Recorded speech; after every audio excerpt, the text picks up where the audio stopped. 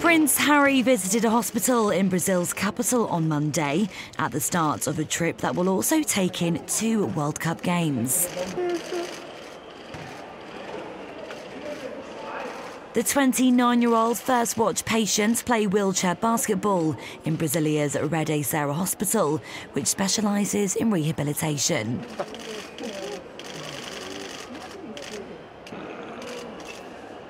He chatted with some of the patients and posed for photos before strapping on a life jacket, climbing into a canoe and setting out onto Brasilia's largest lake. Harry made his first trip to Brazil in 2012, and according to a government statement, this trip aims to enhance Britain's ties with Brazil and South America in general. After 4 days in Brazil, Harry will also pay his first visit to Chile.